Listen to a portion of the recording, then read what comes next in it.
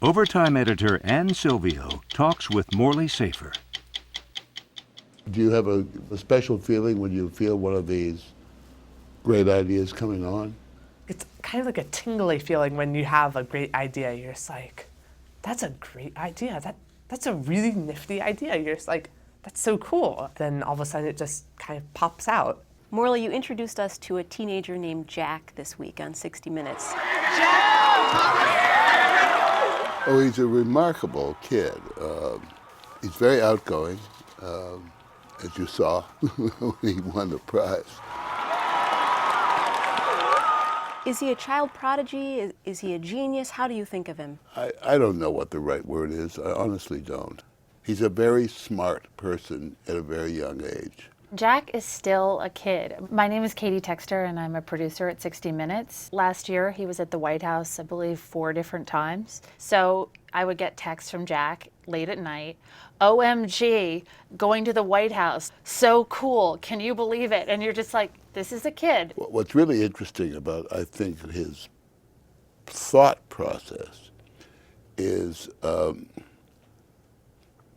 curiosity.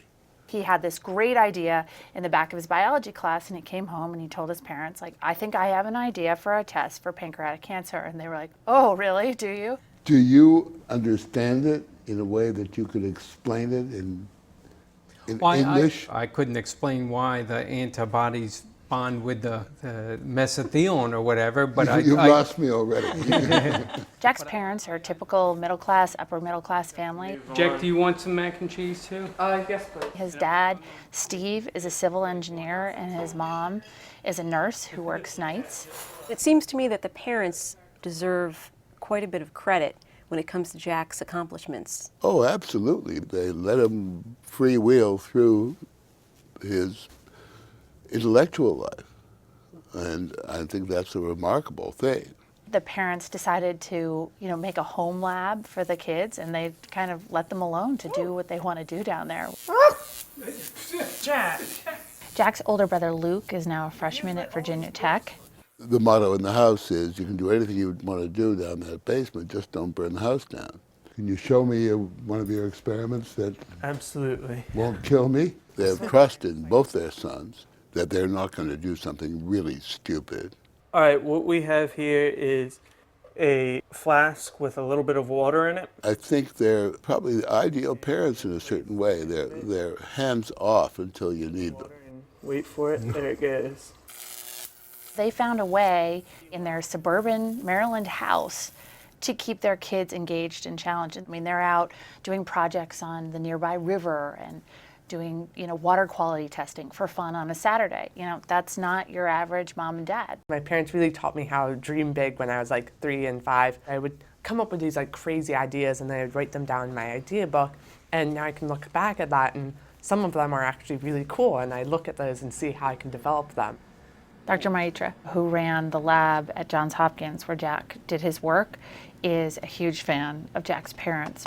When he wrote to me, he was 15, so he didn't have a license to drive. His mother would bring him every day, and she would be waiting downstairs for him in the garage while he would be here working late into the evening, even on weekends. Bye, Mom. Love ya. Bye. See you later. That's remarkable tenacity, not only on the part of a teenager, but also their parents. I didn't want to be the helicopter mom, so I just drove him there and let him out the door, and I said, I'll be waiting for you. I gather you slept in the car. Right? Yeah, I do a lot of sleeping in my car too, and in the winter it gets pretty cold. So they really helped him make this happen. Yeah. When Jack won the Intel Science Prize, she said it was a victory for everybody because they all pulled together for it. The nurturing that they received at home, we always talk about, well, let's just throw money at this, it'll work out. You don't need to necessarily throw money at it. You do need to throw effort at it. And I think that's what his parents did. They threw a lot of effort into that. And so I set them at 950 and 1,450 nanometers. It's interesting because I wondered at one point, why didn't Jack go to college at 14 or 15 like these other child prodigies? Jack's parents are very against Jack going to college early. They know that high school for him is a breeze, but they say, that's not normal. You can't be 14 or 15 years old in college. But they think he should go when he can be among his peers. I think there just has to be balance with it all because, you know, sometimes I think that it's taken over our lives too much.